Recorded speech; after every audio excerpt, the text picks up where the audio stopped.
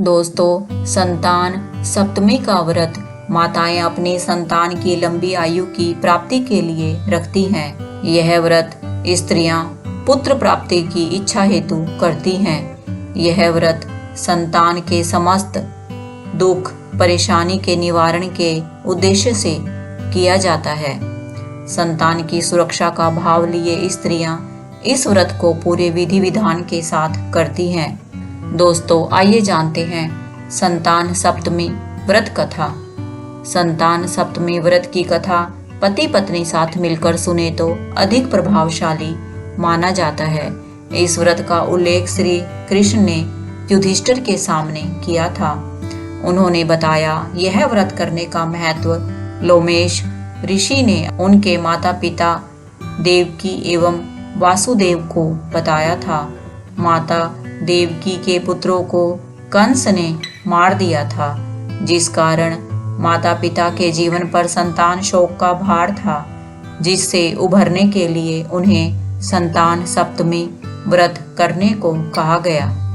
दोस्तों, कथा के अनुसार नहुष अयोध्या का राजा था।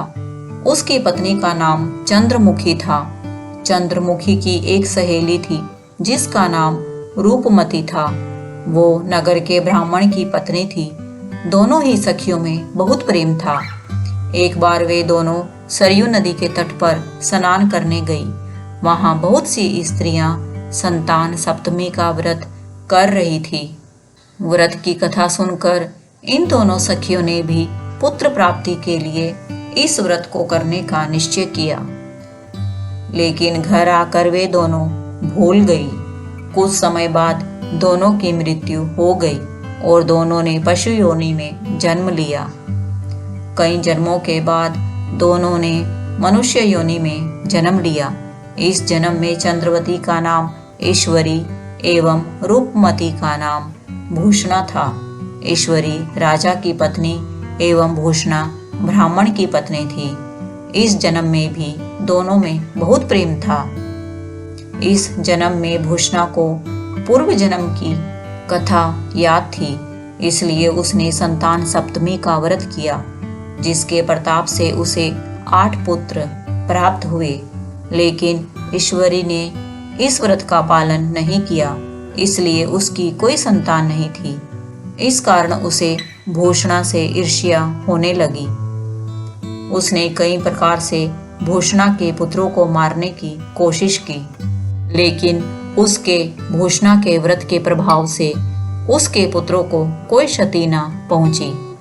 थक हार कर ईश्वरी ने अपनी ईर्ष्या एवं अपने कृत्य के बारे में भूषणा से कहा और क्षमा भी मांगी। तब भूषणा ने उसे पूर्व जन्म की बात याद दिलाई और संतान सप्तमी के व्रत को करने की सलाह दी। इसके बाद ईश्वरी ने पूरे विधि विधान के साथ व्रत किया और उसे भी एक सुंदर पुत्र की प्राप्ति हुई। दोस्तों, इस प्रकार संतान सप्तमी के व्रत का महत्व जानकर सभी मनुष्य पुत्र प्राप्ति एवं उनकी सुरक्षा के उद्देश्य से इस व्रत का पालन करते हैं। दोस्तों, कथा पसंद आई है तो इसे लाइक करें, शेयर करें और यदि आपने अभी तक चैनल को सब्सक्राइब नहीं किया है तो चैनल को सब्सक्राइब करना ना भूलें। जल्दी ही मिलते हैं एक और सुंदर कथा कहानी के साथ। तब तक अपना और अपनों का ध्यान रखें। जय हरि विष्णु, जय शिव शंकर।